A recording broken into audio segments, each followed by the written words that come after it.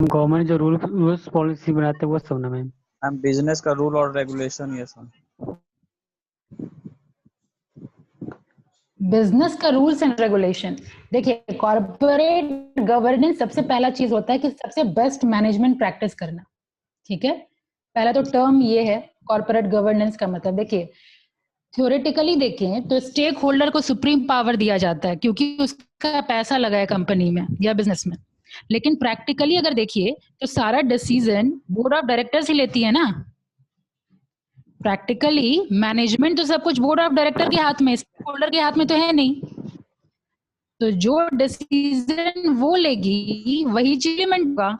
तो कहने का मतलब ये है कॉर्पोरेट गवर्नेंस में कि जो भी डिसीजन बोर्ड ऑफ डायरेक्टर ले वो बेस्ट मैनेजमेंट प्रैक्टिस के अंदर हो, जो कि स्टेक होल्डर के सस्टेनेबल डेवलपमेंट में उसका ज्यादा योगदान रहे।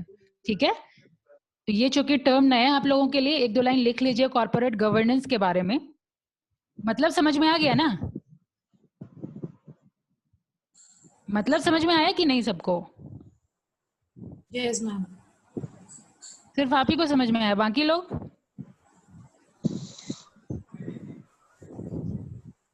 अरे नहीं, रिपीट करूंगी। हाँ फिर से बता दीजिए मैम। देखिए कॉर्पोरेट गवर्नेंस, गवर्नेंस मतलब कॉर्पोरेट का गवर्न करना, तो बेस्ट तरीके से गवर्न करना को हम लोग कहते हैं कॉर्पोरेट गवर्नेंस। इसमें बेसिकली हम लोग को ध्यान रखना होता है स्टेक होल्डर पे। ऐसे अभी जो बात डिस्कशन हुआ है कि स्टेक होल्डर कंपनी में पैसा लगाती है, स्टेक होल्डर शेयर होल्डर इन लोगों का पैसा रहता है ना बिजनेस में। तो लोग कहते हैं कि हाँ वही सुप्रीम है क्योंकि उनका पैसा लगा है, उनका पैसा लगा है तभी तो बिजनेस चल रहा है। लेकिन थ्योरेटिकली वो सुप्रीम पावर रखता है स्टेक होल्डर, लेकिन वो मैनेजमेंट में तो साथ नहीं दे रहा है ना, मैनेजमेंट का तो कोई डिसीजन वो ले नहीं रहा है। प्रैक्टिकली बोर्ड ऑफ डायरेक्टर सारा डिसीजन लेते हैं। तो ये बेसिकली एक इथिक्स के अंदर आता है कि बोर्ड ऑफ डायरेक्टर जो भी डिसीजन लें वो स्टेक होल्डर्स के मत में लें, ठीक है, उनके फेवर में लें। तो बेस्ट मैनेजमेंट प्रैक्टिस को ही हम लोग कॉर्पोरेट गवर्नेंस कहते हैं। एक बार एक लाइन लिख भी लीजिए आप लोग। It means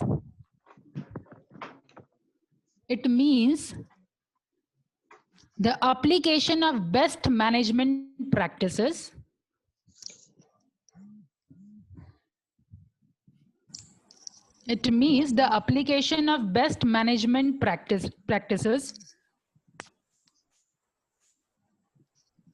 fulfillment of law and ethical standards. Ma'am best management of, line repeat करिए फिर से। Ma'am it means the application of best management practices,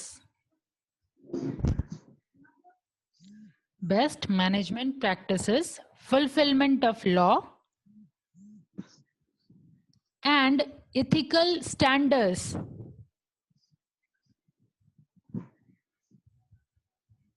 for effective management and distribution of wealth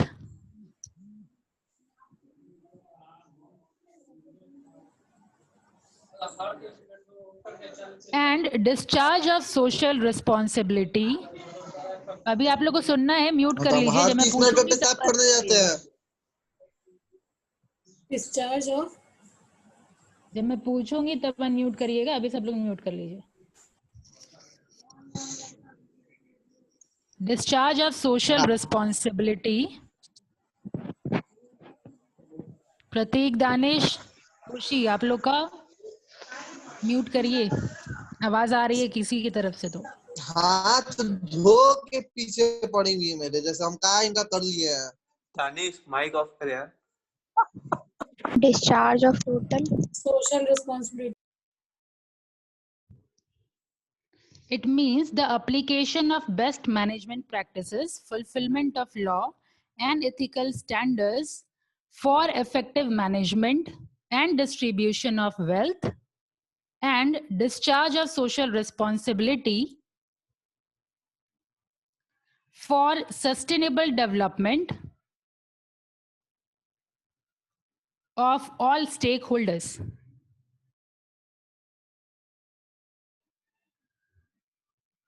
हो गया? फिर से रिपीट करें. It means the application of best management practices, fulfillment of law and ethical standards for effective management and distribution of wealth and discharge of social responsibility for sustainable development of all stakeholders.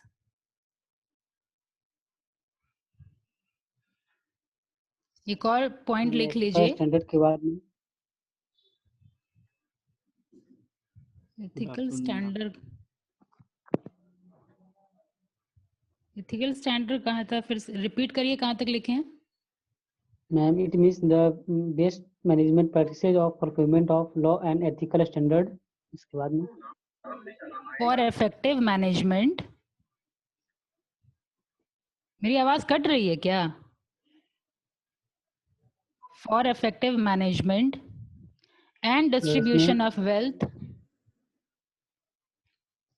and discharge of social responsibility for sustainable development of all stakeholders.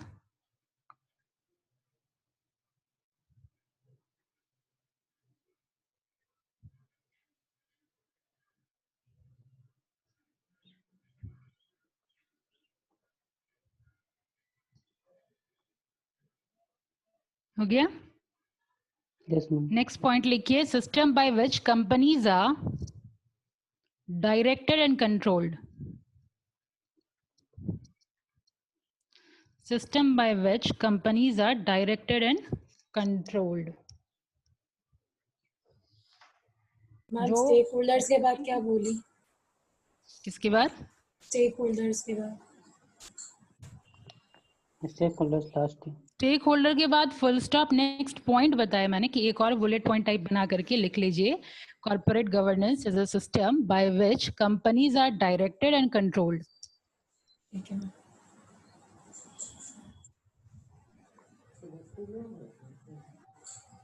ठीक है? Yes और need में लिख लीजिए. 2 marks का है, 2 marks का है ना वो. नीड लिख लीजिए. To safeguard the money of investors. Ma'am next point है मैम. नीड लिखिए. टॉपिक कॉर्पोरेट गवर्नेंस का need. safeguard the money of investors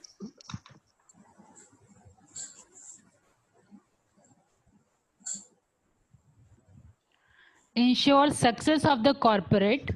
second point है ensure success of the corporate. बस इतना ही काफी है. हाँ, अब आइए दानिश, जरा आप मुंह खोलिए तो फिर से. मैम इंश्योर के बाद क्या बोल रहे हैं? ensure success of the corporate.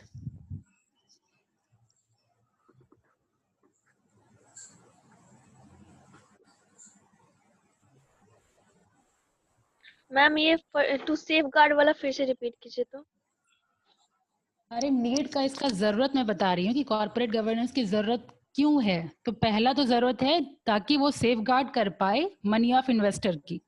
To safeguard the money of investors, पहला पॉइंट. Okay ma'am. ठीक है. सेकेंड पॉइंट है ensure success of the corporate. ठीक है. Yes sir. आगे समझ में? yes चलिए. हाँ दानिश, क्या बोल रहे थे? अब आइए तो जरा आप. अभी तो आवाज नहीं आ रही होगी आपको.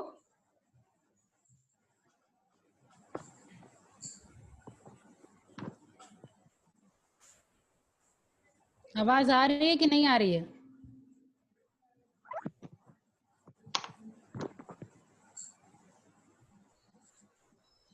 और हाथ धो के पीछे पढ़ना किसको कहते हैं ना, उस पे अगर उतर जाएंगे फिर पता चलेगा आपको कि टीचर कौन है, स्टूडेंट कैसे रहते हैं, अगर तमीज नहीं है तो. इन टास्क इन्वायरमेंट. अब ये टास्क इन्वायरमेंट क्या है बताइए? ये भी नया टर्म है, इसीलिए ओपन क्वेश्चन है, कोई भी बता सकते हैं. What is task environment? हालांकि कॉन्सेप्ट पता होने के बाद पता लगेगा कि हम लोग पढ़े हैं, लेकिन ये टर्म नया है आप लोगों के लिए। किसी को पता है तो बताइए, टास्क इन्वायरमेंट क्या है?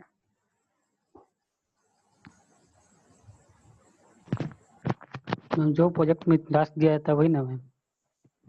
इन्वायरमेंट भी वर्ड ध्यान में रखिए, टास्क प्लस इन्वायरमेंट।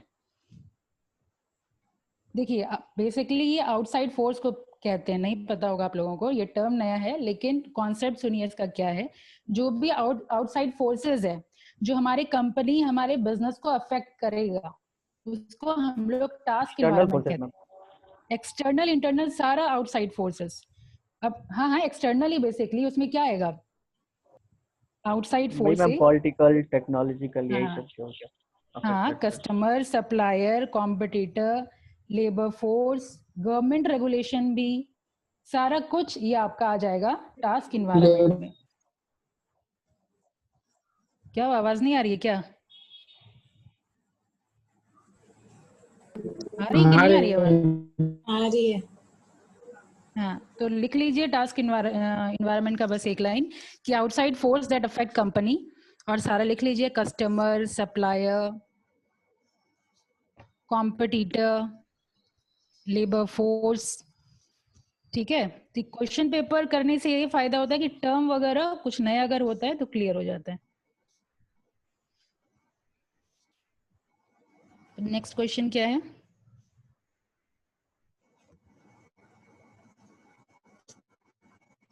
चलिए, अब तो ये आप लोगों का फेवरेट क्वेश्चन है, एसबीयू किसको कहते हैं? What is SBU? Strategic business unit. Ma'am business level strategy को ही कहते हैं अंदर एसबीयू। आता है। क्या क्या आवाज कट रही है?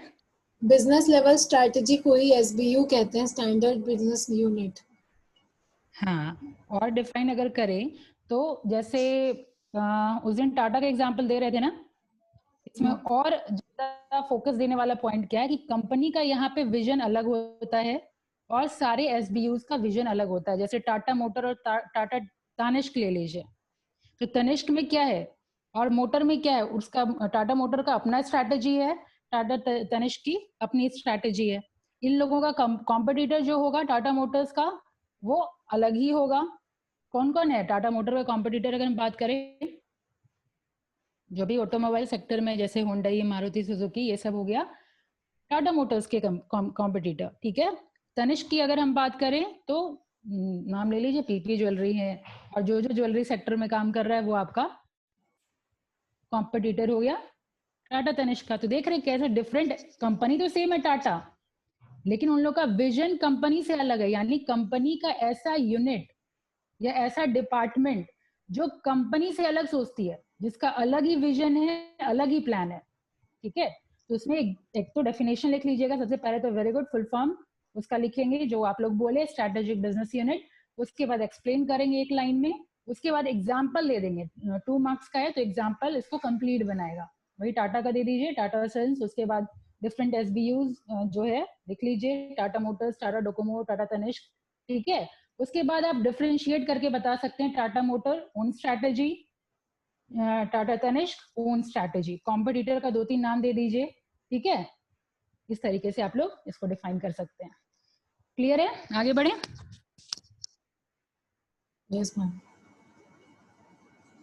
अब है बैलेंस्ड स्कोर कार्ड। ये हम लोग क्लास में कर चुके हैं, ये तो क्वेश्चन पेपर देखने के बाद ही इस पे टाइम दिया गया था। तो क्या है बैलेंस स्कोर कार्ड?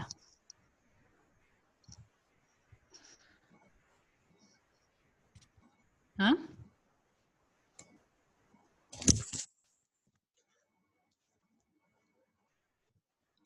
अरे क्लास हो चुका है ना ये balance score card. Yes ma'am. बाकी लोग पार्टिसिपेट क्यों नहीं कर रहे हैं? What is balanced score card? Ma'am short term financial activity और लॉन्ग टर्म स्ट्रेटजी के बीच का जो गैप होता है उसी को मैं ऐसा बताया गया था क्या? शिवानी आप लिखे नहीं है, इसका मतलब? मैम ये परफॉर्मेंस मैट्रिक।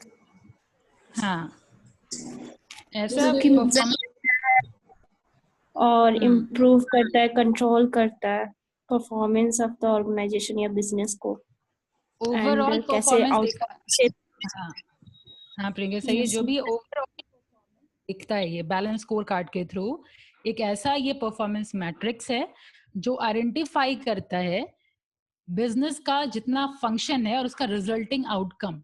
इसमें 4 पर्सपेक्टिव बताया गया था, याद है?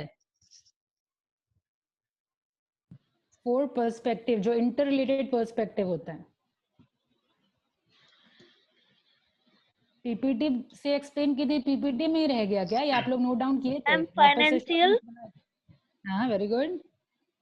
Internal business process, learning and growth, customer relation. Customer था। चलिए यही है 4 पर्सपेक्टिव। तो इसमें मैंने एक्सप्लेन किया था कि पहले क्या होता है कि सब लोग बेसिकली क्वांटिटेटिव एस्पेक्ट पे ध्यान देते थे, क्वालिटेटिव एस्पेक्ट पे ध्यान नहीं देते थे। तो बैलेंस स्कोर कार्ड को इंट्रोड्यूस करने के बाद क्या हुआ कि हम लोग हर एस्पेक्ट पे ध्यान देने लगे। फाइनेंशियल तो देते ही है, ठीक है, लेकिन उसके साथ साथ कस्टमर पे भी ध्यान दिया जाने लगा, ठीक है। उसके बाद फिर कस्टमर में हम लोग क्या देखते थे, उसमें डिफाइन क्या किया गया था? कस्टमर पर्सपेक्टिव में क्या डिफाइन किया गया था?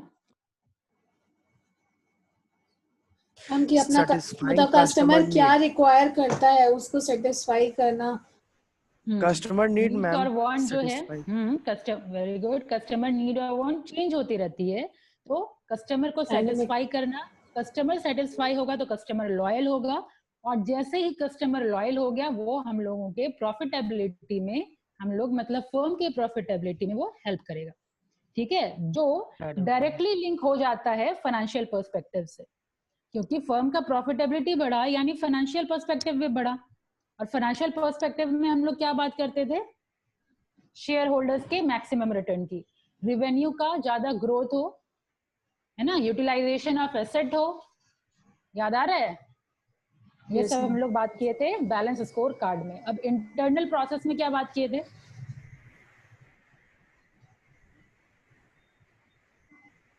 इंटरनल क्या हो गया? इंटरनल प्रोसेस में क्या आ गया? इनोवेशन ब्रिंगिंग, हाँ, जो भी हमारा ऑब्जेक्टिव है, बताइए। ऑब्जेक्टिव पे फोकस करना। हाँ, और performance basis.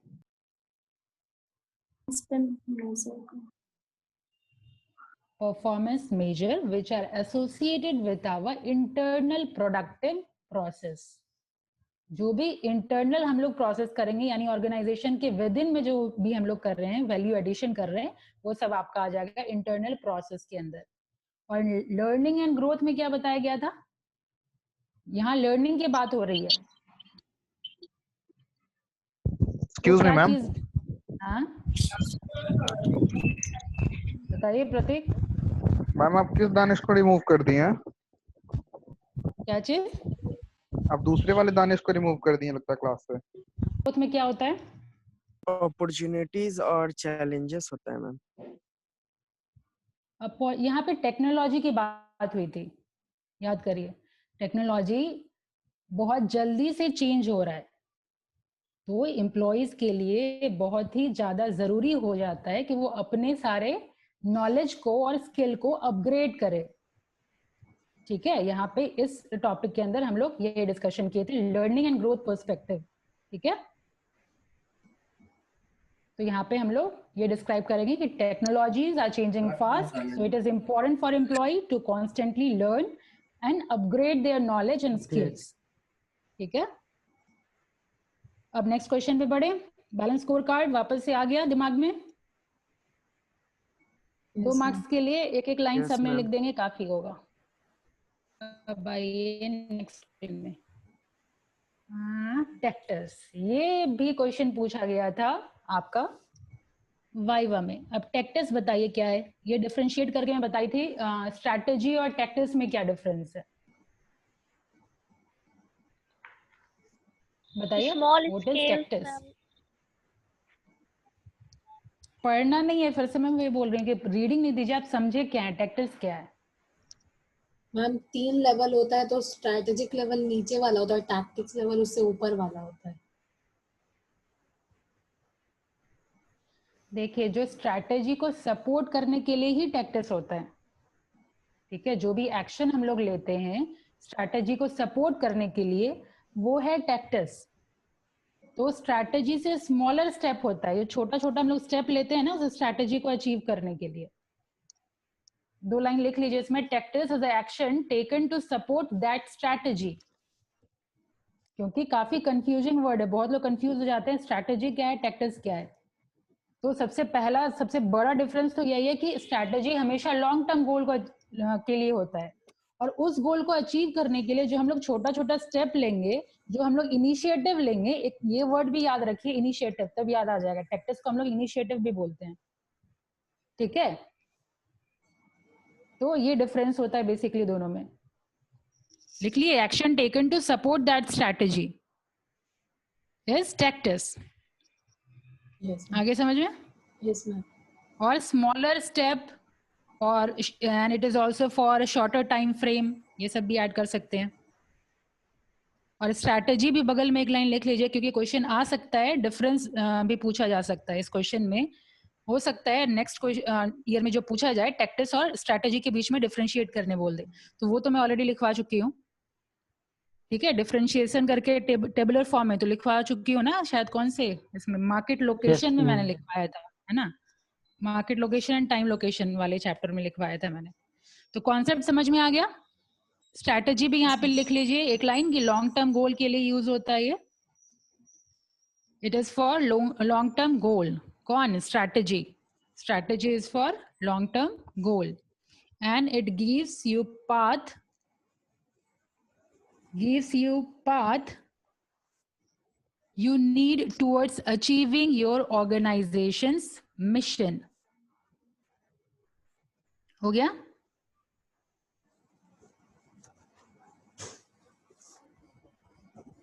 Clear? Yes ma'am. Path to achieve organization mission. अब नेक्स्ट क्वेश्चन करें हम लोग। अब ये तो आप ही लोग बताइएगा, ये तो बहुत बार डिस्कशन हुआ है, स्ट्रैटेजिक इम्प्लीमेंटेशन, ये तो लिखे भी हैं आप लोग, फर्स्ट ही चैप्टर का है। क्या होता है स्ट्रैटेजिक इम्प्लीमेंटेशन? मैम ये तीसरा स्टेप होता है स्ट्रैटेजिक मैनेजमेंट का, जिसमें जब हम लोग अपना मिशन और विजन सेट कर लेते हैं, जब डेवलप कर लेते हैं स्ट्रैटेजी को, उसके बाद जो हम लोग सोचे रहते हैं उसको हम लोग एक्शन में जो लाते हैं, वो होता है इम्प्लीमेंटेशन। Very good. तो यही है आपका स्ट्रैटेजिक डिजायर्ड गोल। हाँ, मतलब जो कुछ भी हम प्लान किया उसको इम्प्लीमेंट करने का टाइम आ गया, ठीक है। और बाकी थ्योरी वगैरह लिखा हुआ है ये आपके नोट्स में। अब हम लोग शिफ्ट करते हैं नेक्स्ट क्वेश्चन में, और नेक्स्ट क्वेश्चन है री इंजीनियरिंग। ये तो वर्ड ही आपको क्लियर बता रहा है, री इंजीनियरिंग क्या होता है, व्हाट इज री इंजीनियरिंग, बताइए।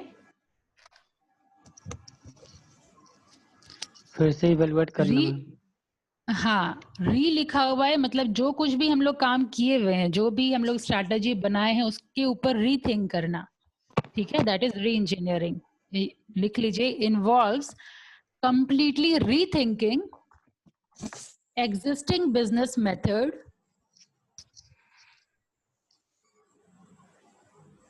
comma, work procedure and attitudes towards customers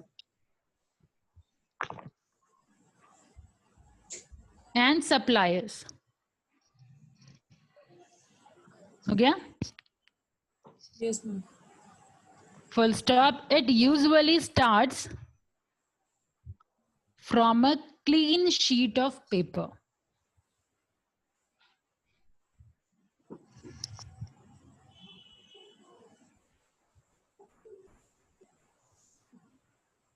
आप लोग बिजनेस एथिक्स वगैरह तो अभी नहीं है आप लोगों को सिलेबस में? No ma'am. और आगे देखे हैं सिलेबस क्या 5th और 6th का? फिर पढ़ चुके हैं आप लोग?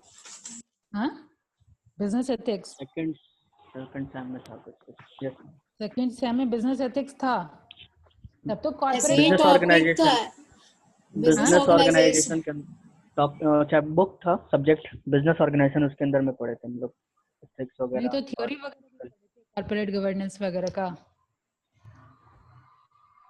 नो हाँ? Ma'am, no ma'am. अच्छा, क्योंकि वो सब टर्म तो बिजनेस एथिक्स के अंदर ही आते हैं। चलिए अब हम लोग करते हैं नेक्स्ट एंटरप्रेन्योरशिप। तो अभी आप लोग पढ़ रहे हैं, व्हाट इज एंटरप्रेन्योरशिप बताइए।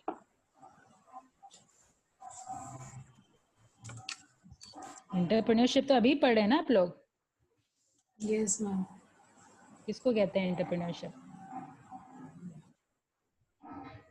पहले एंटरप्रेन्योर क्या होता है वो डिफाइन करिए।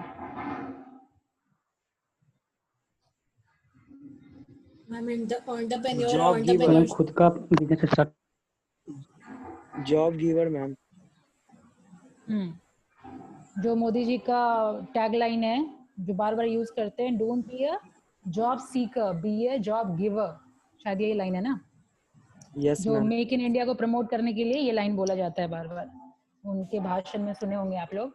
तो वही होता है एंटरप्रेन्योर, ठीक है, जो कुछ इनोवेशन लाता है और अपना बिजनेस शुरू करने के लिए जो काम करता है, दैट इज न्यू एंटरप्रेन्योर। और आइडियाज। उसकी हाँ, और उस प्रोसेस को हम लोग एंटरप्रेन्योरशिप कहते हैं, ठीक है। तो अगर 2 मार्क्स का है तो 1-2 ऑथर का जो डिफाइन किए डेफिनेशन वो लिख दीजिएगा।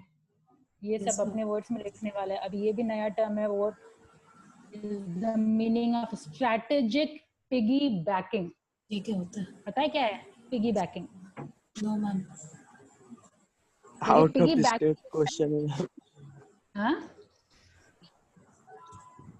हाँ, तो जो बाहरी बिजनेस शुरू, क्वेश्चन है मैम ये। हाँ, जो लोग बिजनेस शुरू करना चाहते हैं वो स्ट्रैटेजी बहुत काम का होता है।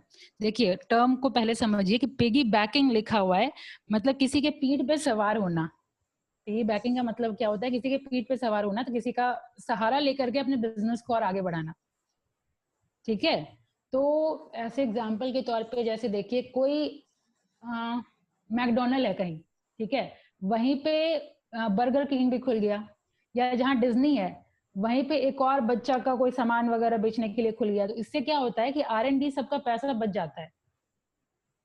जैसे हॉस्पिटल जहाँ पे है उसी जगह हम लोग योगा सेंटर खोल लिए। तो ये सब क्या होता है कि एक बिजनेस को सपोर्ट करने के लिए हमको उस डिफरेंट बिजनेस से थोड़ा पैसा मिल जाता है या थोड़ा सपोर्ट मिल जाता है किसी फॉर्म में, चाहे R&D में पैसा बचाने का बात हो, चाहे मार्केटिंग में पैसा बचाने का बात हो, ठीक है। तो ये होता है piggybacking, to ride on somebody. Ma'am जैसे मैम जिम खुला हुआ होता है, उसके साइड से प्रोटीन शेक वगैरह मिलता है। हाँ हाँ, ये सब एग्जांपल हो सकता है। तो अगर आप अपना कुछ बिजनेस शुरू करना चाहते हैं निखिल, जैसे आप चाहते हैं बिजनेस शुरू करना, तो आपके पास बढ़िया ऑप्शन है। जो बिजनेस शुरू करना चाहते हैं उसका लोकेशन देख लीजिए, जो चलने वाला है उसके बगल में खोल लीजिए, ठीक है। Yes ma'am. चलिए इसका 2 लाइन लिख लीजिए, नया टर्म है तो। It is not for profit organization या a not for profit organization should do a business,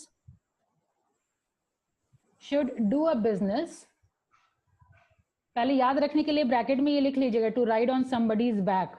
तो बाकी डेफिनेशन याद नहीं भी होगा तो अपने से आप फ्रेम कर लेंगे, ठीक है।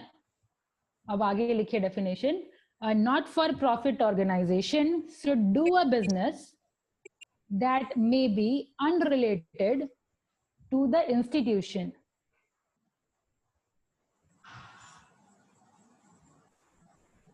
to the institution's primary mission. The purpose of this is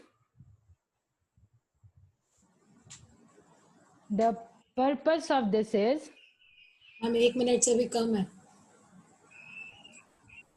ये लाइन हो जाएगा। The purpose of this is to subsidize the deficit producing primary mission.